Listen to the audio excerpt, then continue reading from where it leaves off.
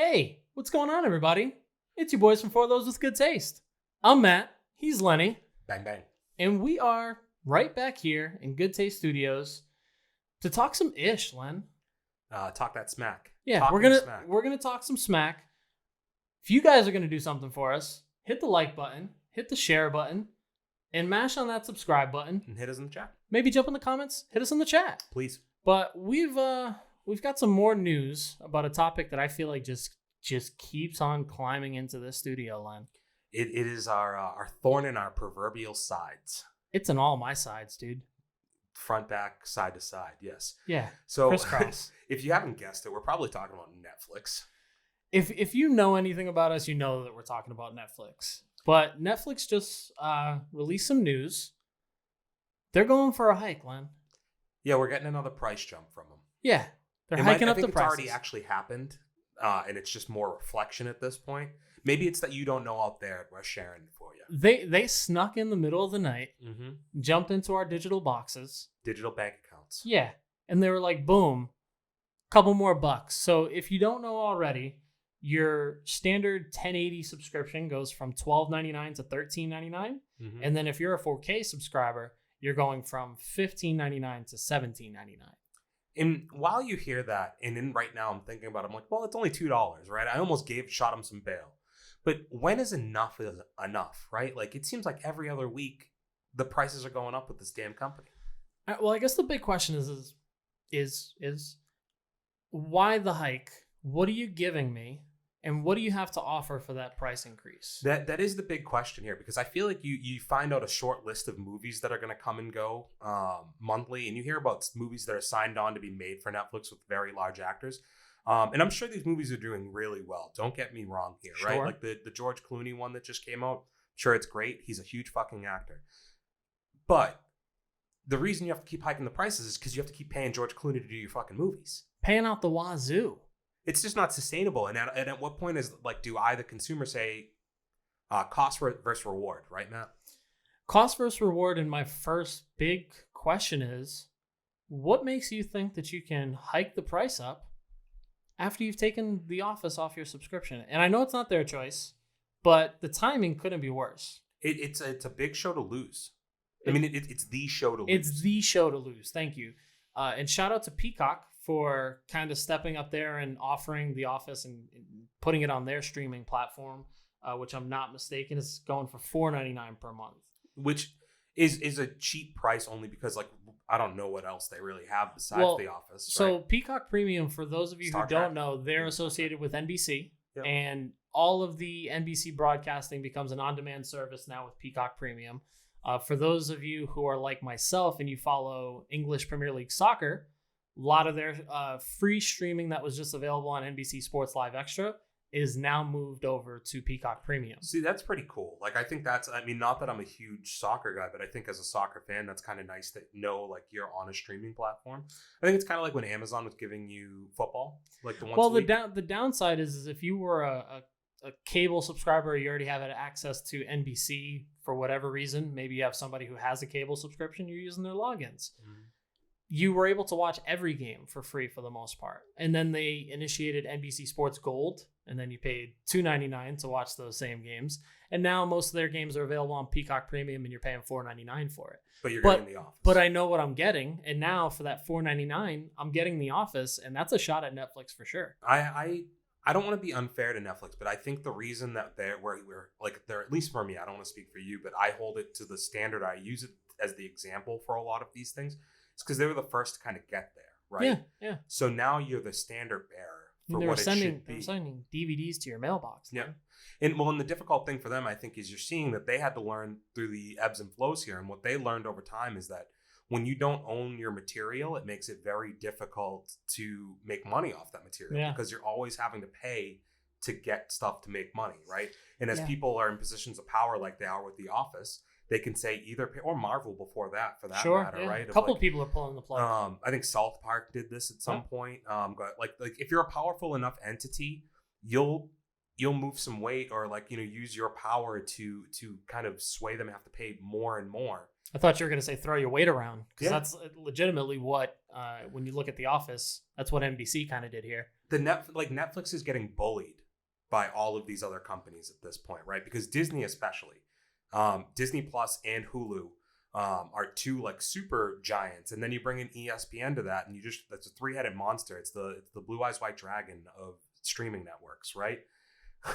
and it's just, you're out there thinking they're gonna fucking white lightning blast the fucking Netflix out of the sky, right?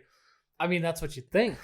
But Netflix in turn is like, no, we want to stick around because our stock is $520 fucking dollars per one share. So we're just going to keep increasing our prices because but they're not increasing to me, this is just an opinion. Sure. They're not increasing their quality. There's not a ton there for me anymore. Like, I still find some TV shows or movies that I'll watch, but it's all old stuff. You know what I mean? Like, but it's like that's where I'll kind of not argue with you, but I will say that Netflix has not shied away from spending money. But if you look at where they've spent their money, it's ill-gotten. Like, it's ill-fated. A show that I supported, but I know nobody else was interested in, Marco Polo. Okay. If you look at how much money they spent on just creating the 2 seasons of Marco Polo that they did, immediately puts them in the hole. Yeah. And you're looking at the Netflix original content and you're seeing the amount of investment. We've talked about it over the weeks of the A-list actors that they're bringing in to kind of boost the movies. Yeah, boost their appeal, their star appeal. Yeah, and it's not sustainable because all the stuff that's kind of made you popular is the stuff that you don't own. And now the stuff that you do own and you're putting your name on it, you're not really getting the return on how many people are actually putting their eyes on it. Because right now, if it was like, what are the best TV shows on Netflix? Like, for me, I can't think the name more than maybe like Stranger Things.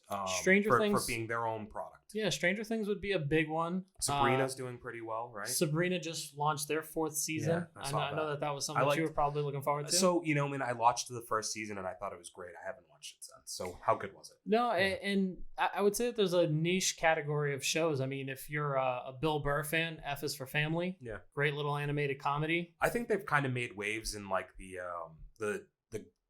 I don't want to say teenage girl, but like the female demographic a little bit of like, they have the love shows now, like the dating shows. They're trying to get their finger in every pot. Like you mentioned South Park. Trying to see what hits, and I get that. The dirty animated content, you're seeing them with Big Mouth. They just released another season of Big Mouth, which I know has been really popular on there. But across the board, the love shows, the stand-up comedy, it hasn't really been a hit as much as it's been in the past. So I guess the main point of this video, on my end, we do have one, was to tell Netflix that I'm breaking up with them. Oh, you're doing that? I think I am. That's what I wanted to come here and say, is that I think I'm breaking up with them. You want to talk about being petty? Man, this is tough, man. Like it's like a 10-year relationship that I've had with this company. I had them in GameFly 10 years ago, man. I get it, man. They were your source. They were your source of entertainment, big time. And I think it's our time.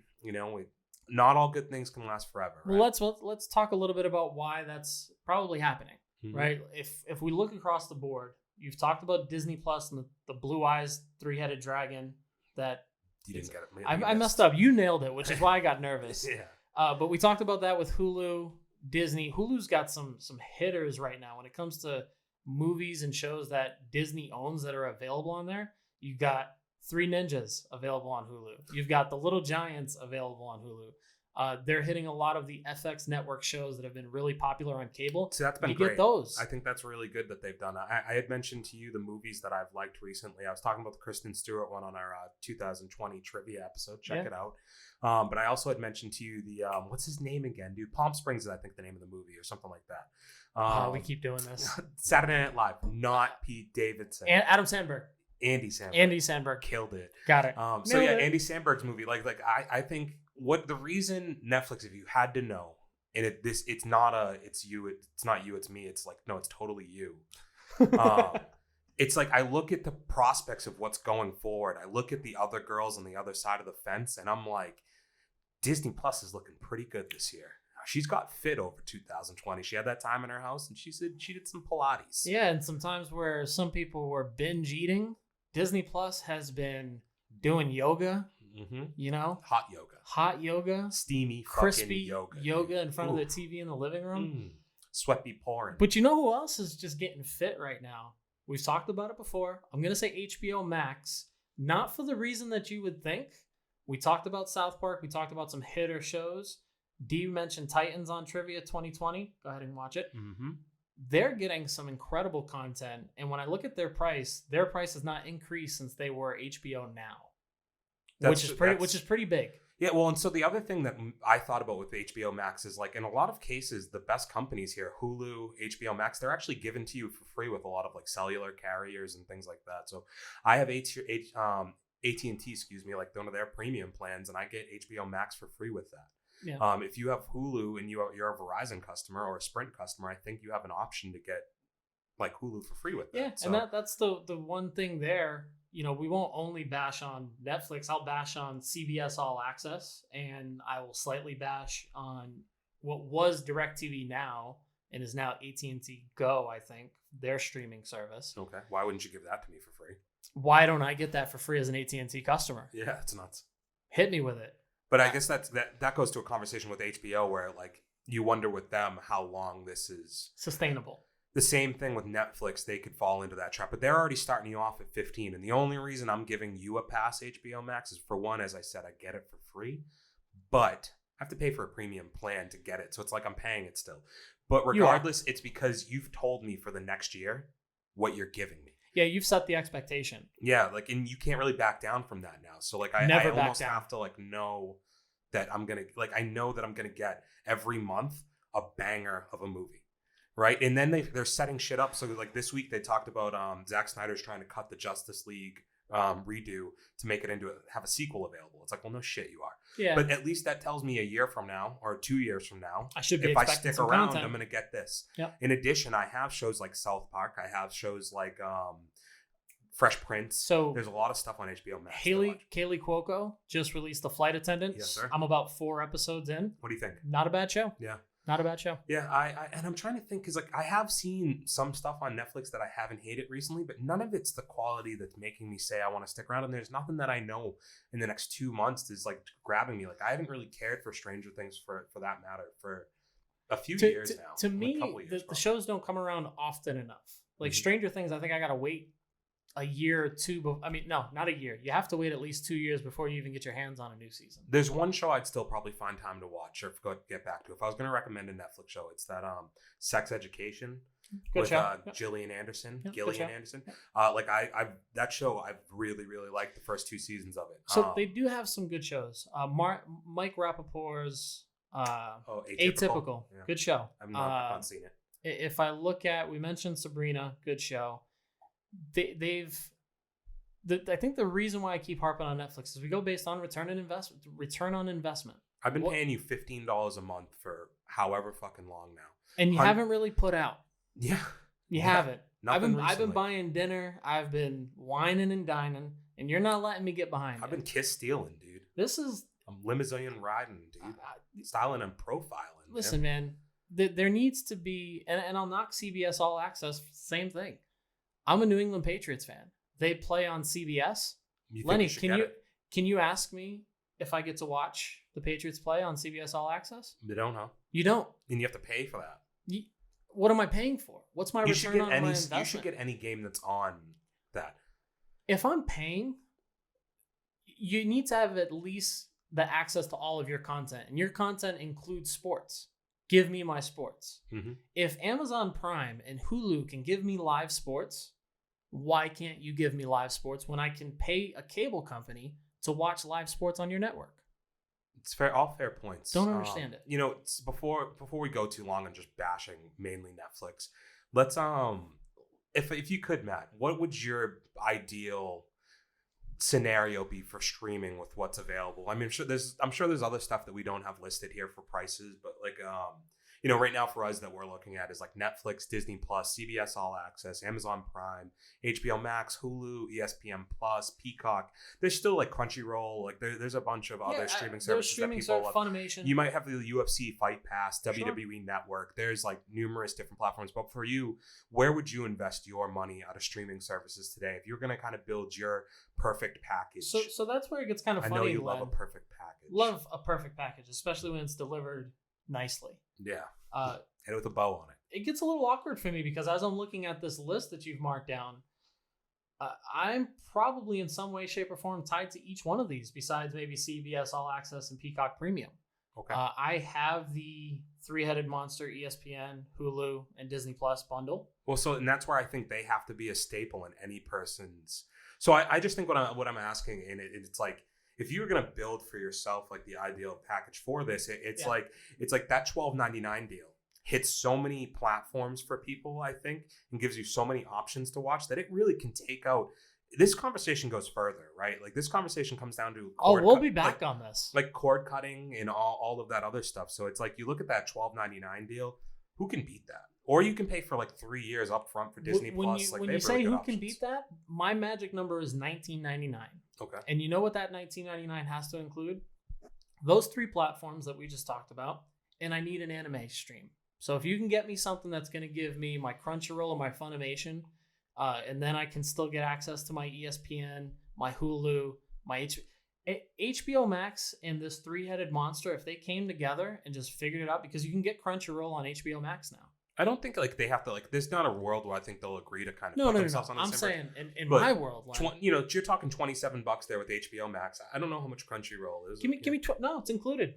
It's included. You can watch Crunchyroll content on HBO Max. It's a steal. It's a steal. Had no idea. I'd pay $20 to one company for it all. Boom. Damn. Give me my money. We'll check that out. Yeah, that's why I'm saying there's some wins here. And as we get into the conversation, we won't do it now, but cutting the cord to cable. I haven't had cable in probably 8-9 years. See, that's the other breakup I should probably bring up here. Comcast. Comcast. A little awkward. You didn't know about Netflix, but this is like an episode of Jerry Springer. Yeah, I feel like this is one of Netflix's dating shows right now. Like Comcast thinks Finney's going to run in with a chair and just beat the shit out of Netflix. You've been cheating on me this whole time? Yeah, I'll play the role of Maury real quick, and I'll just be like, in the name of Lenny's monthly subscription fees, Comcast, you are not the provider. Fuck you. No but that's what it really comes down to. We won't spend too much time here, but when we look back, I mean, I think the big mention here is Wonder Woman 1984. Yeah, so let's close out on that because we didn't get to jump on the train and share our thoughts. Like, let's as far as telling us what we were going to get, like this was kind of the first thing on the agenda, right? This is the one that we've been building to. We've been like, finally a big movie's coming out to close out 2020 and we can watch it on our TVs at home. This is me carrying the torch because that's what we've been trying to do for this. You were the Statue of Liberty for a moment. I was a little bit, right? Shout out NYC, baby. Dope. Carrying the torch because I was hoping we were cautiously optimistic about Wonder Woman 1984. Where'd you fall on it? Mostly in the middle. It's the most in the middle on a movie, and I think I'm just trying to be nice. I've never worked so hard to like a movie. It's in crazy, quite some right? time, Yeah, right? I've been trying to convince myself. Man, and you know where I think I kind of knew it was going to go south, and it sounds a little weird? Patty Jenkins' name gets plastered on the screen for a good minute in the beginning. And something about it, I was just like, oh no, don't tell me you went too hard in the paint on this one. And we kind of diddled around before we actually got to the real answer of what the story was a soft miss for me. You know, I think if you want to see this movie or you were going to see this movie and it was like, hey, I really like Gal Gadot or I really like Chris Pine. I liked seeing them play the characters of Diana and Steve, right? Like, you probably got a movie that was okay for yourself. But I think if you showed up wanting to see a Wonder Woman movie, maybe for the first about 30 minutes, you get kind of like a 1980s action show like feel to it. You know what I mean? Yeah, like 100%. Even the beginning of like Spider-Man, I think, starts the same way, where it's like he's just like catching the bad guys. Yeah. And I didn't love all of that, but it was at least fine. They gave us a montage. Yeah, and I don't want to like spoil it. That's not really a spoiler. That's not a spoiler. Like, I'll try and steal clear of those. Yeah, I just think if you were looking for a Wonder Woman movie, there's only a few real action sequences in the movie, and they weren't all that impressive to me. So yeah, I've been being nice because I didn't hate it still, because I do find like Chris Pine to be really, really good. Like he makes up for a lot of the deficiencies in the movie.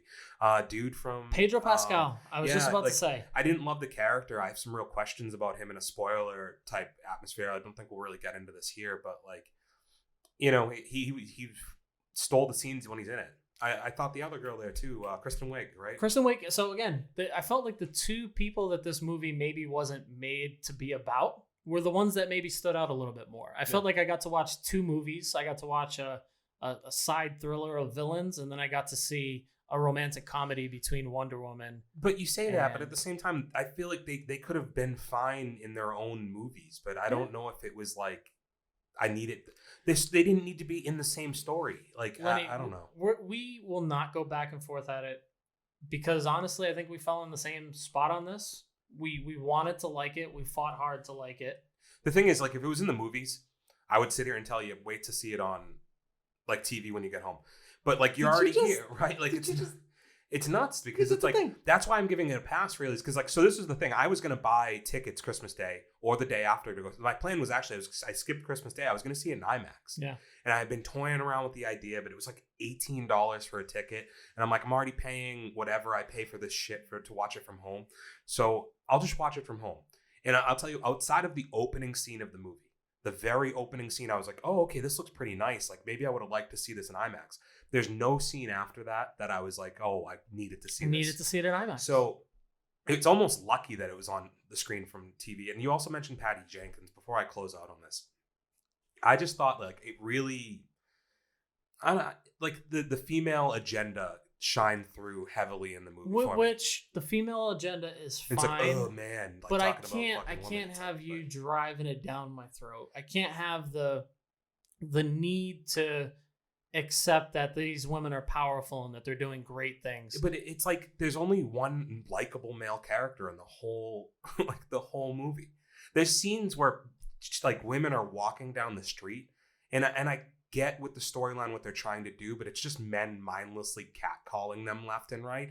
It's like there's other ways to make them seem appealing and attractive to a man, and not every man is like base level a thug on the street that's gonna try and like literally there's like uncomfortable scenes. Man, like it was I don't know, it just seemed out of place, and it seemed like it was kind of like for the sake of being there. I don't know. For what it was, I think the fact that I was able to watch it at home, have my all access pass, I guess you could say, I'll give it the pass there. Maybe I'll watch it again, get a different perspective. I think I have to. I think you have to. It's long though. But what I will say is if you have a different opinion, if you saw something that we didn't see, maybe you'd like to kind of just give us your takes. Hit us in the chat. Let us know what you thought. And bring up some options maybe that you're using for streaming options, why you're using it. Who knows? What's your perfect package? I don't think you can ask that. It's too invasive. We're gonna just thumb it up, and if you're see, you did it again. There's no safe spaces in here anymore. What I will say, we'll end it with this: streaming is on the rise right now, and at this point, you got to kind of pick a side. Mm-hmm. Let us know what side you're on. Yep. And where do you fall? Obviously, you've seen two breakups here, both on that side of the room. Fuck you, bitches. Hopefully, Netflix can recover. Let us know what you guys think. But as always, you can catch us right back in here. Yep. Well, I'll shout it out again. 2020 trivia. It was a lot of fun. Please check out the video if you haven't seen it yet. You can check the extended audio out on Spotify, all those channels. YouTube has our shortened kind of highlights video for it. And yeah, till next week, guys. It's been real. Also, we have a watch along that we're putting out too. Tail of the Tape. Tail of the Tape. Dude, something to look forward to. Tail of the Tape. Another brainchild of the FTWGT brand here. A polished gem heading your way in the not too distant future. Make sure to check your feed. And if you don't get a feed, hit subscribe, because then that would go straight to your feed. So hit subscribe, hit like, comment, leave a comment. Don't hit like, comment, because they're two separate things. But go ahead and comment, like, share, subscribe. We're out of here. Later.